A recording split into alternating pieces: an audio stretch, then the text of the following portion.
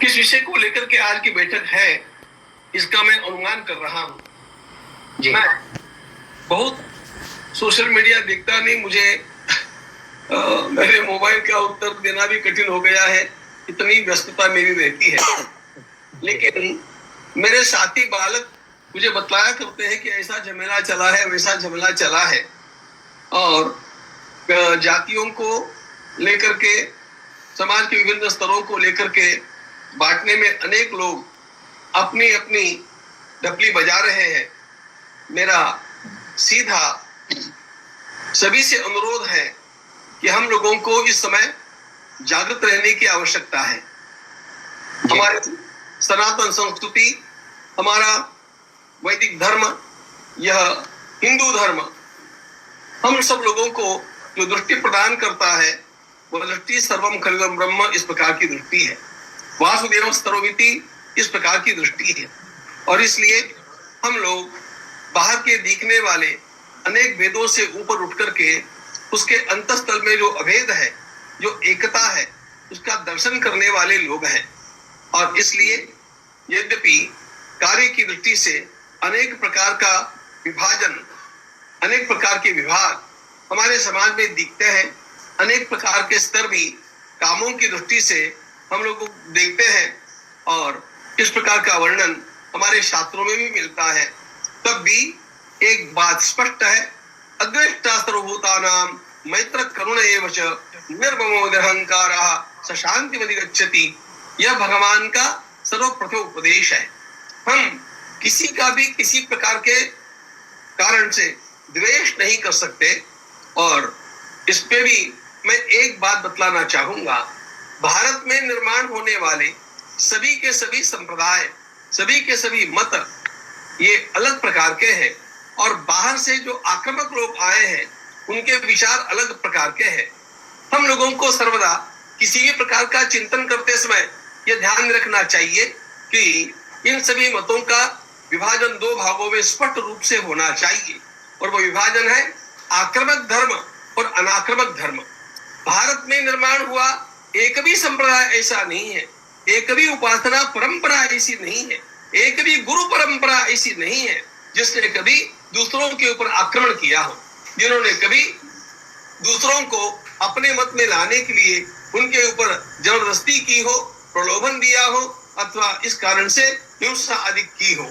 ऐसा भारत में किसी भी संप्रदाय में किसी भी महात्मा ने, किसी महापुरुष ने, किसी अवतारी पुरुष ने, किसी भी सद्गुरु ने कहीं पर भी किसी भी हमारी प्रादेशिक भाषा में भी पढ़ाया ही नहीं, क्योंकि इन सब के ऊपर वह वैदिक धारणा विराजमान है कि सब में एक परमात्मा विराजमान है। इसलिए हम लोगों को किसी का भी द्वेष नहीं करना चाहिए। लेकिन भारत से बाहर आए हुए जो संप्रदाय है, ये आक्रामक है। ये निश्चित रूप से हम लोगों को आक्रमण करके और बदलना चाहते हैं, हम लोगों की उपासना पद्धतियों को ध्वस्त करना चाहते हैं। ये आक्रमण केवल राजकीय नहीं होते हैं, ये आक्रमण संस्कृति के विध्वंसक आक्रमण है, और ये ज्ञान के द्वेषी, नालंदा जैसे विश्वविद्यालय को जलाने वाले और लोगों की सरसकट कत्ल करने वाले ऐसे हैं।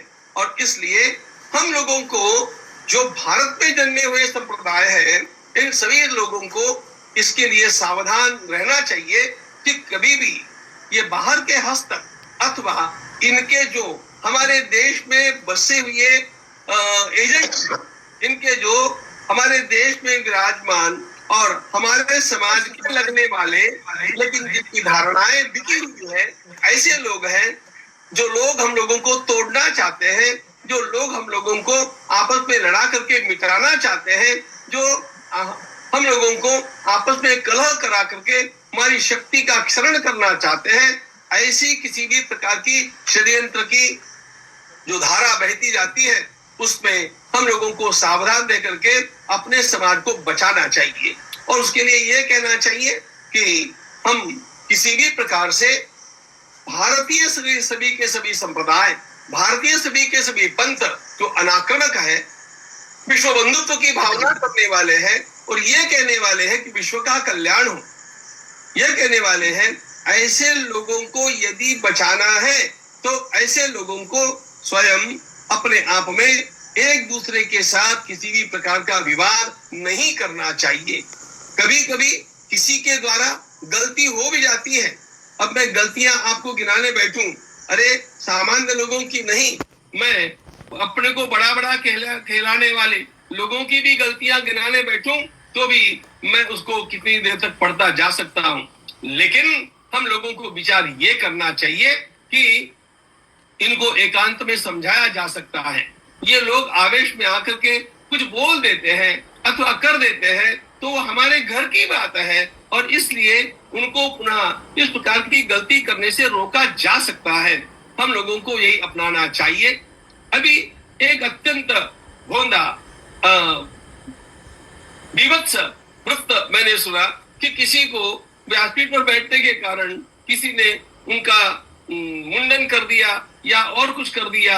यह सब ऐसा है, ऐसा यदि कुछ हुआ भी होगा तो भी हम लोग किसी के भी द्वेषता नहीं हो सकते हैं। हम लोगों को किसी भी प्रकार कानून को हाथ में लेकर के इस प्रकार के दंड का देने का प्रावधान नहीं है। हम लोगों को सौम्यता का व्यवहार करना चाहिए।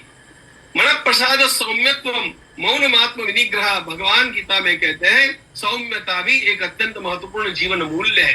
सारी बातें शास्त्रों के अनुकूल होनी चाहिए, इसका मैं आग्रही हूँ।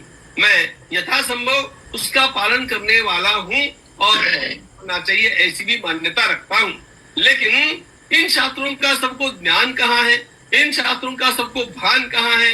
ये शास्त्र में भी ऐसा हो गया कि अनेक प्रकार के प्रक्षिप्त अंश भी उसमें आ गए हैं। इसलिए इन सब बातों को लेकर के हम लोगों को आपस में कलह नहीं करना चाहिए। भाई भाई घर में बैठ करके जिस प्रकार अपने मतभेदों को सुलझाते हैं उसी प्रकार उनको सुलझाना चाहिए। यह हमारी दृष्टि होनी चाहिए। किसी ने गलती की है, गलती नहीं की है, मुझे पता नहीं है, लेकिन किसी ने गलती की भी होगी ऐसा मान भी लिया तो भी उसे दंड देना अथवा उसके साथ अमानवीय व्यवहार करना ये हमारा कर्तव्य नहीं होता है। हम लोगों को सौम्यता से ही इन सब बातों को समझदारी के साथ लेकर के और सबको समझाने का प्रयास करना चाहिए। ध्यान रखना